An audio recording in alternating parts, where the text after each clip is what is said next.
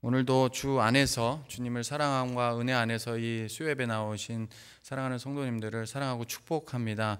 말씀 안에서 또 성령 하나님이 우리 안에 우리의 심령을 새롭게 하시는 귀하고 복된 이 시간이 되기를 소망합니다. 요나서의 이제 마지막을 다루고 있습니다. 마지막 장입니다. 근데 이 마지막 장을 보면 어떻게 이렇게 하나님 앞에 조금 무모해 보이기도 하면서 용감해 보이다고 있을까 하는 좀 생각이 듭니다. 왜냐하면 많은 사람들은 어찌합니까? 신께 죽기보다 더 살기를 요청합니다. 그래서 할 수만 있으면 많은 사람들이 어찌합니까? 더 살기 위해 부단히 노력합니다. 그런데 요나는 오늘 말씀에도 보면 살기보다 죽기를 택하는 것을 주저하지 않습니다. 이는 마치 꼭 열왕기상 19장에 엘리야가 그 하나님께 나의 생명을 거두시옵소서 그 죽기를 원하며 했던 말과 같아 보이기도 합니다. 그런데 다른 점이 있다면 엘리야보다 오늘 요나가 하는 말이 좀 그 뉘앙스가 어떻습니까? 우리가 지금 본문에 읽은 대로 더 사납습니다. 하나님을 향한 그 고백인데 되게 더 사납습니다. 무엇보다 오늘 본문의 모습은 마치 하나님과 꼭 말다툼하는 모습처럼 보이기도 합니다. 쉽게 말해 요나는 하나님이 하신 일에 대해서 지금 불평과 불만을 가지고 성내며 하나님께 따지고 있는 것처럼 보인다는 것입니다. 왜 요나는 지금 이렇게까지 화가 나 있습니까? 결론은 그가 이렇게까지 화난 것은 니느웨 사람들이 하나님의 심판을 받지 않았기 때문에 지금 이토록 화가 나 있는 것입니다. 그런데 이 일이 요나로 하여금 하나님께 불만 가득한 감정으로 살기보다 죽기를 요구할 만큼의 일이었을까요? 왜 요나는 이처럼 하나님 앞에 화를 내면서 살기보다 죽기를 더 선택하면서까지 이렇게 하나님 앞에 성을 내는 듯한 모습을 보이고 있는 것일까요? 바로 요나는 하나님의 공의를 사랑하였기 때문입니다. 요나는 불의한 세상 속에서 하나님의 정의와 공의는 반드시 실현돼야 된다고 생각한 것입니다. 그래서 하나님이 요나로 니느웨로 가라고 명령하셨을 때도 그 요나가 니느웨로 가지 않고 도망간 이유는 무엇입니까? 니느웨로 가면 하나님의 공의가 그 니느웨에 실현되지 않을 거라는 걸 알았기 때문에 니느웨는 하나님께서 요나로 니느웨라 가려 했을 때 그 니느웨로 가지 않고 반대편인 다시스로 도망갔었던 것입니다. 그리고 풍랑 속에서도 기꺼이 죽음을 택하였던 것은 무엇입니까? 자기가 죽음으로 인해서 하나님의 공의가 실현되어서 그 니느웨 백성들이 하나님의 심판을 받을 거라 생각했기 때문에 기꺼이 풍랑 속에서도 자기를 던져서 자기를 죽이라라고 말할 수 있었던 것입니다. 그만큼 지금 니느웨가 이렇게까지 하나님 앞에 살아간 것은 뭐인가? 그만큼 하나님의 공의가 반드시 저 니느웨 땅, 우리나라로 문화적으로 이해한다면 그거입니다. 반드시 저 일본 땅은 심판받아야 된다. 지금 이 마음으로 요나가 하나님의 공의는 반드시 저 니느웨 땅에 실현되어야 된다라고 여겼다는 것이죠. 하지만 문제는 무엇입니까? 하나님께서 그 마음을 돌이키셨다는 겁니다. 그래서 매우 지금 요나가 분노하고 있는 것입니다. 이때 하나님에 대한 요나의 감정이 어떠한지를 잘 표현하고 있는 것이 바로 4장 1절 말씀입니다. 요나가 매우 싫어하고 성내며, 아주 짧은 문장인데 얼마나 지금 요나가 어떠한 감정의 표현을 가지고 있는지를 너무나도 적나라하게 잘 보여주고 있습니다. 즉 지금 요나의 분노는 극에 달한 상태입니다. 그 상태로 하나님께 따지듯이 기도를 하는 내용이 바로 2절과 3절의 내용입니다. 근데 그뿐입니까? 참으로 요나가 하나님 앞에 무례하다는 것을 알 수 있는데 주님은 성내고 있는 이 요나를 향해 4절에서 이렇게 말씀하십니다. 내가 화를 내는 것이 옳으냐라고 물으십니다. 그런데 이 물음은 지금 요나를 정죄하는 이 말투가 아니라 하나님께서 다시금 무엇입니까? 지금까지 있었던 일을 급으로 요나로 다시 생각해 보도록 유도하기 위한 하나님의 질문인 것입니다. 너가 그렇게 화내는 것이 옳으냐라고 하시는 것이죠. 왜 그렇습니까? 하나님은 요나가 성내는 것이 옳지 않다는 것을 스스로 깨달아 지나친 지금 자기의 의에서 벗어나기를 원하셨기 때문입니다. 그럼에도 5절을 보면 요나는 이 하나님의 질문에 답을 하기보다는 어떤 모습을 보이겠냐면 그냥 자리를 박차고 나가버립니다. 하나님이 질문하셨는데 그거에 대한 대답도 없이 그냥 그 자리를 박차고 나가버립니다. 사랑하는 성도 여러분, 만약 이런 상황이 여러분 앞에 일어난다면 여러분은 어떻게 반응하시겠습니까? 만약 직장에서 여러분보다 한참 아래 부하 직원이 이러한 모습을 하고 있다면, 아니면 한참 여러분보다 나이 어린 청년이나 어린 젊은 사람이 여러분에게 이런 모습을 불만이 가득하여 따지듯이 말한다면 여러분은 어떻게 하시겠습니까? 아마도 회사에 이런 부하 직원이 있다면 바로 해고되거나 아니면 큰 징계를 회사에서 받을 것입니다. 그런데 하나님께서는 이런 요나를 어찌 대하시고 계시냐면 지금 용납해 주십니다. 요나는 처음부터 끝까지 계속해서 어린아이와 같이 하나님께 불만을 가지고 있었습니다. 그러다 성질을 부립니다. 그의 기질 자체는 풍랑 속에서 하나님께 무릎을 꿇기를 거부하며 죽음을 원했던 것처럼 여지없이 그 기질이 또다시 오늘 본문에서도 나타납니다. 그것도 한 번도 아닌 2번씩이나 내가 사는 것보다 죽는 게 더 낫다고 하나님 앞에 그의 기질을 나타냅니다. 그의 감정을 여김없이 드러냅니다. 그럼에도 불구하고 하나님은 이런 요나를 용납해 주십니다. 저는 이 본문을 보면서 이해가 안 됐거든요. 저 같으면 저보다 한참 어린 젊은 청년이 만일에 저한테 뭔가를 말하는데 요구하는데 따지듯이 만일에 물어본다, 뭐 그럴 수 있다 그래. 불만을 가지고 따지듯이 물어본다, 막 따지듯이 저한테 덤벼들듯이 말을 한다, 그럼 저부터 막 가만히 못 있을 것 같거든요. 그런데 우리의 생각과는 다르게 하나님은 어찌하시냐면 이런 요나를 용납해 주십니다. 이것이 바로 감히 인간의 머리는 이해할 수 없는, 인간의 지식으로는 제한하면 안 되는 하나님의 오래 참음입니다. 또한 노하기를 더디하시는 하나님의 모습입니다. 요나 자체도 잘 알고 있는 은혜로우시며 자비로우신 하나님입니다. 그런데 이 말의 의미는 우리가 감히 측량할 수 없을 정도의 무게입니다. 그러기에 하나님의 생각은 우리의 생각과 다른 것입니다. 감히 누가 이 오래 참음의 깊으신 뜻을 알 수 있겠습니까? 그런데 우리는 자꾸 하나님은 어찌합니까? 나의 지식, 나의 경험으로, 나의 인간됨으로 하나님의 오래 참음이나 하나님의 자비로우심과 하나님의 은혜로움을 다 우리의 생각과 우리의 지식과 우리의 경험으로 어찌합니까? 제한한다는 것입니다. 무엇이 우리를 그렇게 하나님을 제한하게 만듭니까? 여전히 하나님을 믿노라 하지만 나의 의로 살고자 하기 때문에 오늘 요나와 같은 모습으로 하나님을 제한한다라는 것이죠. 그러기에 우리는 그러면 안 됩니다. 만일 하나님께서 법대로 또는 감정대로 우리를 대한다면 아마도 우리 중에 살아남을 사람이 몇 명이나 될까요? 그러기에 이런 요나 같은 우리에게 늘 말씀해 주심으로 우리로 자기의 의를 벗고 하나님의 마음을 그리스도 안에서 깨닫게 하시는 것, 이것이 바로 성령님이 오늘 말씀 가운데서 우리에게 역사하시는 일이며, 이것이 바로 이렇게 깨달을 때 우리는 그렇기 때문에 주님께 감사하지 않을 수 없는 것입니다. 왜냐하면 우리의 죄악된 본성은요, 하나님이 말씀하셔도요, 하나님의 은혜가 아니면 절대 깨달을 수 없습니다. 내 의로 똘똘 뭉쳐 있음에도 불구하고 아무리 옆에서 누가 말해도 전혀 그것을 듣지 않는 것처럼 우리의 죄악된 본성은 하나님의 말씀을 들어도 스스로 깨닫지 못할 때가 너무도 많다는 것이죠. 그럼에도 불구하고 하나님은 끊임없이 우리를 하나님의 말씀의 자리로 부르신 이유가 무엇입니까? 이 말씀을 통해서 우리의 거짓되고 우리의 의로 여전히 하나님을 믿노라면서 나의 의가 높아져 있다면 그것을 스스로 말씀 안에서 깨닫게 하시게 하는 것, 이것이 바로 하나님의 말씀 가운데 우리를 늘 그 자리로 부르시는 목적이라는 것이죠.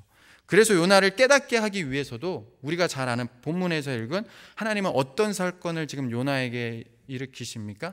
박넝쿨 사건을 요나 스스로 깨닫게 하기 위해서 일으키십니다. 하나님의 말씀을 무시하며 자리를 박차고 나간 요나는 저 동쪽 초막에 앉아서 초막을 짓고 있습니다. 이 초막이라는 것은 좀 어떻게 보면 임시로 그저 그 광야 같은 사막에 꽉 찌는 그 햇볕을 좀 막기 위한 임시 처소와도 같습니다.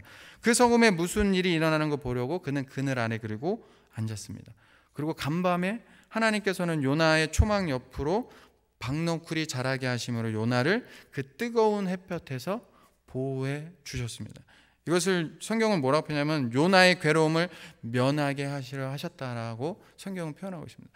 그러니까 한마디로 요나의 그 괴로움을 면하게 하시려는 끊임없는 하나님의 사랑이 그 박너쿨 사건 안에 담겨 있는 것이죠. 하나님께서 끊임없이 요나를 사랑하시고 그에게 기적을 베풀어 주신 것입니다. 요나 또한 그 박너쿨로 인해 어찌합니까? 오늘 말씀은 보면 크게 기뻐하였다라고 말하고 있습니다. 크게 기뻐하고 있습니다. 자기는 아무 수고도 하지 않고 그냥 간밤에 하나님이 세워주신 그 그늘을, 뜨거운 햇볕을 가림막 역할을 하게 할 수 있는 그 박너쿨 사건을 통해 요나 자체도 간밤에 일어나서 그 사건으로 인해서 크게 기뻐하였다라는 것이죠. 그런데 바로 다음 날 하나님이 벌레를 예비하사 그 박너쿨을 어떻게 하셨습니까? 모조리 갉아먹게 하심으로 뜨거운 햇볕을 막아줬던 그 박너쿨이 어찌했습니까? 한순간에 하룻밤 사이에 사라지게 됩니다. 뜨거운 동풍과 함께 햇빛이 그러면서 요나에게 쪼이기 시작합니다. 어제와 다른 상황이 지금 요나 앞에 펼쳐진 것이죠. 어제는 자기의 수고도 않고 그 박너쿨로 인해 뜨거운 햇빛이 가로면서 너무 기뻐했어요. 그런데 하루 사이에 벌레로 인하여서 그걸 갉아먹고 다시 뜨거운 햇볕이 그를 내리쬐니까 이내 아무 수고도 않고 하지도 않고 누렸던 그 하나님의 베풀어 주신 기적에 기뻐했던 요나는 다시 하루 만에 다시 어떠합니까? 다시 성내면서 다시 하나님 앞에 말하는 그의 고백이 무엇입니까? 사는 것보다 죽는 게 낫다고 하나님 앞에 따집니다. 요나의 고질병이 다시 도진 것입니다. 요나의 고질병이 무엇입니까? 자기 마음에 들지 않는 일만 생기면 하나님 앞에 성내고 죽기를 원한다는 것입니다. 자기가 하고 싶은 대로 해야 된다는 것이죠. 자기 마음에 안 들면 그냥 성내고 화부터 내는 것입니다. 왜 이렇게 고질병이 계속해서 도지게 되는 것일까요? 왜 이렇게 요나는 계속해서 끊임없이 계속해서 이러한 고질병이 하나님 앞에서 변함없이 계속해서 일어나고 있는 것일까요? 왜냐하면 바로 자기의 의로 가득 차 있기 때문입니다. 지금 상황도 마찬가지입니다. 요나가 40일이 지나면 니느웨가 멸망한다고 선포했습니다. 그런데 결과는 어찌 됐습니까? 분명히 자신이 말했는데 부끄러움을 없애고 3일길을 하루길에 그냥 마지못해 억지로 어쨌든 갔는데 선포했는데 멸망했습니까? 멸망하지 않게 되었습니다. 그로 인해 요나가 화가 난 것입니다. 왜냐하면 자신이 선포한 메시지가 지금 무엇이 되어버렸습니까? 거짓말이 되어버렸습니다. 분명히 하나님이 이렇게 하실 걸 또한 요나 또한 알았습니다. 정의가 실현되도록 그래서 도망갔습니다. 그럼에도 불구하고 억지로 하나님이 가게 하셔서 분명히 하나님이 멸망하신다고 말씀하셨기에 그 말씀을 그대로 선포했는데 그대로 되지 않았기에 화가 난 것입니다. 지금 요나는 자기의 의, 자기 체면, 자기의 자존심이 너무 높아 잘못된 방향으로 흘러 자신이 옳고 하나님은 틀렸다고 판단하고 있는 것입니다. 쉽게 말해 하나님이 자신을 면목없게 만들어버려서 기분이 불쾌해져 버린 것입니다. 박너쿨 사건도 이러한 연장선에서 보면 하나님의 요나를 위해 그가 아무 수고도 하지 않았음에도 하나님의 은혜로 기적을 베풀어 주셨습니다. 그리고 그 결과로 인해 요나는 어찌했습니까? 아주 기뻐했습니다. 그런데 바로 다음 날 그것을 하나님이 거두시자 그 결과로 인해 요나는 또 어떻게 변해버렸습니까? 그 기쁨이 하루 사이에 분노로 변했습니다. 골목의 식당들을 알리고 도와주려는 목적으로 그 백종원 선생님이 출연하는 그 프로그램이 있습니다. 아마 보신 분들도 있으실 텐데 그 프로그램을 저도 가끔 보는데 어떻게 보면 그분의 이제 가지고 있는 요리 개발 능력을 어떻게 보면 그 골목 식당 하시는 그 열악한 환경에서 하시는 그분들을 돕자고 아마 만든 프로그램인 줄 저도 처음에는 그렇게 알았습니다. 그런데 그 프로그램을 자주 보다 보면 백종원 선생님이 정말 중요하게 생각하는 것은 단순히 어떠한 자신의 가지고 있는 기술을 그 골목 식당에게 알려주는 것이 아니라는 것을 알 수 있습니다. 그보다는 무엇입니까? 백종원 선생님이 그 프로그램을 하면서 만나는 분들과 그 만나는 모든 메시지를 통해서 계속 강조하는 것이 있는데 그것은 뭐냐면 인성과 태도였습니다. 가게를 하는 데 있어서 사장으로서 어떠한 손님을 대하는 데 있어서 어떠한 인성과 어떠한 태도로 그들을 대해야 되는지 그 기본을 늘 말하는 모습을 보여줬습니다. 어찌 보면 그런 한 사장으로서의, 가게를 사랑하는 사장으로서의 인성과 태도는 그 한 사장으로서의 문제가 아니라 어쩌면 이 사회를 살아가는 한 인간으로서, 그리고 그리스도인으로서 어쩌면 우리가 새겨들어야 할 부분이기도 합니다. 그런데 그런 이제 뉴스까지 되면서 백종원 선생님이 그렇게까지 그 골목 식당을 살리기 위해서 노력을 하는데, 그럼에도 불구하고 그 사장님들의 너무나도 어처구니 없는 그 반응들로 인하여서, 보는 시청자들로 인하여서 붕괴하게 만드는 몇몇 사장님들이 계셨습니다. 그들의 의도는 결코 그렇지 않을지라도 전혀 정말로도 너무나도 어떻게 저렇게 할 수 있지, 어떻게 인성과 태도가 어떻게 저렇게 할 수 있을지라고 그런 몇몇 그 언급되었던 이슈 중에 자주 언급했던 그 자신과, 이슈되었던 사장님들 안에서 자주 언급했던 자신과 타인에게 해가 되는 그 어떠한 인성적인 문제로 인하여서 그 어떤 것들이 있었는지, 몇몇 사람들과 몇몇 사장님들을 토대로 해서 어떤 부류의 사람들이었는지, 그렇게 해가 되도록 그 백종원 선생님의 말을 안 듣고 오히려 많은 시청자들로 붕괴하게 만드는 그분의 인성은 어떠했는지, 그들의 성향을 정리한 어떤 분이 정리를 한 글을 제가 우연히 봤는데, 그분의 정리한 것 중에 몇 가지를 읽어보면 이렇게 적어놨습니다. 자기애가 너무 높아 남의 의견은 다 틀린 거라 판단하는 사람. 이 사람은 어떤 사람이었냐면 막걸리를 너무나도 사랑하시는 분이었는데, 백종원 선생님이 이 부분에 있어서는 고쳐야 될 것을 분명히 언급해 줬는데도 자기 방법이 맞다는 거죠. 아무리 전문가가 와서 가르쳐줘도 나는 이걸 너무나도 사랑하고 이 막걸리를 너무나 사랑하고 내 레시피를 너무나도 사랑하기에 바꾸기 싫은 거죠. 그러기에 거기에 대해서 백종원 선생님이 또 이렇게 얘기하는 모습을 이렇게 또 본 적이 있습니다. 뿐만 아니라 또 어떤 사람이 있었냐면, 자신의 자존심이 잘못된 방향으로 새서 자신이 틀린 걸 인정하지 않으려는 사람의 부류의 사람도 있었습니다. 또 세 번째는 어떤 사람이 있었냐면, 어차피 사람은 안 바뀐다고 믿으면서 자신의 문제를 개선할 의지가 없는 사람의 사장님도 계셨습니다.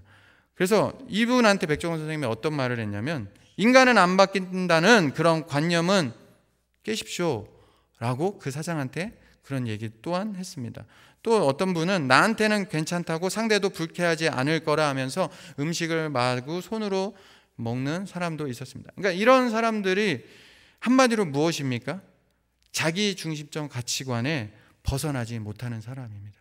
자기의 의, 자기의 생각, 자기의 그런 어떠한 그 자기애를 똥똥 뭉쳐 있어서 거기서 벗어나지 못하는 사람들의 유형입니다. 오늘 말씀에 등장하는 요나 또한 어떻게 보면 자기 중심적 사고에서 벗어나지 못하는 사람입니다. 이런 사람의 특징이 뭐냐면 큰 피해의식에 사로잡혀 있다는 것입니다. 그래서 하나님께서 박농쿨로 말미암아 성내는 것이 옳으냐라고 물으실 때도 요나가 어떻게 대답합니까? 네, 성내어 죽기까지 할지라도 옳으니이다. 요나는 하나님께 자신을 대하시는 게 이방인인 니느웨 사람들보다도 더 공평하지 않다고 생각하고 있는 것입니다. 얼마나 지금 자기의 의로 똘똘 뭉쳐 있으면 얼마나 자기 중심적인지 모릅니다. 어떤 분이 이런 말을 했습니다. 예수 믿기 전에 하나님이 가장 싫어하는 것이 우리의 죄이고, 예수 믿은 후에 하나님이 가장 싫어하는 것은 바로 나 자신이다. 성도가 된 후에 가장 중요한 것면서도 어려운 것이 무엇입니까? 사복음서에서 예수님이나 또 사도 바울이 계속해서 강조한 것 중에 하나이기도 합니다. 그것은 바로 자기 부인입니다. 자기 십자가입니다. 마가복음 8장 34절에서 예수님이 이렇게 말씀하셨습니다. 누구든지 나를 따라오려거든 자기를 부인하고 자기 십자가를 지고 나를 따를 것이니라 라고 말씀하고 있습니다. 뿐만 아니라 사도 바울도 고린도전서 15장 31절에서 나는 날마다 죽노라 라고 얘기했고, 갈라디아서 2장 20절에서 내가 그리스도와 함께 십자가에 못 박혔나니 라고 늘 고백하는 모습을 볼 수 있습니다. 마지막으로 누가복음 14장 27절에서 예수님은 또 이렇게 말씀하고 있습니다. 우리 같이 한번 읽어볼까요? 시작. 누구든지 자기 십자가를 지고 따르지 않는 자도 능히 내 제자가 되지 못하리라. 그러므로 성도는 모든 일에 대해 먼저 자신을 내려놓고 자기를 부인하고 생각하는 습관을 가져야 합니다. 내 느낌, 내 기분, 내 감정, 내 기질대로 먼저 반응하며 판단하는 습관을 고쳐야 합니다. 이렇게 먼저 반응한다고 생각할 때 그 중심에는 누가 있는 것입니까? 바로 나가 있습니다. 결국 나를 내려놓을 때, 나를 부인하고 자기 십자가를 질 때 비로소 주님을 온전히 따르는 제자의 삶을 살 수 있습니다. 그리고 그때서야 우리는 하나님의 마음이 무엇인지를 알 수 있습니다. 그리고 그때서야 하나님의 음성을 들을 수 있으며 그때서야 하나님의 뜻을 바르게 알 수 있습니다. 저희 아내가 저한테 얘기를 하더라고요. 여보가 언제부터 이렇게 지친 것 같다고, 왜 이렇게 지친 걸 너무 설교 때부터 티를 내냐고. 그런데 티를 내는 게 아니라 제가 어느 순간부터 말씀을, 이 요나서를 묵상하고 준비하면서 하나님이 저한테는 그런 말씀을 해주신 것 같더라고요. 너부터 힘 빼. 네. 제가 설교할 때 이 설교를 저도 그렇게 생각했거든요. 제가 막 어쩔 때 목소리가 커지고 싶어서 커지는 게 아니라 때로는 진짜 성령님에 내가 붙들려서 그렇게 한다라고 생각을 했었습니다. 그래서 그게 제 스타일이다 라고 했는데 어느 순간 하나님이 저를 깨닫게 하시는 게 네가 가르치려 하지 마. 너는 그냥 내가 전하고자 하는 말만 크게 전하든 적게 전하든 내가 이래. 꼭 그 바울의 고린도의 말씀처럼 바울은 물을 주고 심었고 물을 줬지만 그걸 자라나게 하는 분은 누구십니까? 네, 하나님이시라는 마음을 주시더라고요. 그래서 저도 어느 순간 그래 전하게 하시는 거 막 힘줘서 하지 말자. 네, 제가 가르친다고 생각 안 하겠습니다. 그냥 힘 빼고 주님의 메시지만 하나하나 또박또박 전하겠습니다. 전하고자 하는 메시지만 분명하게 전하겠습니다.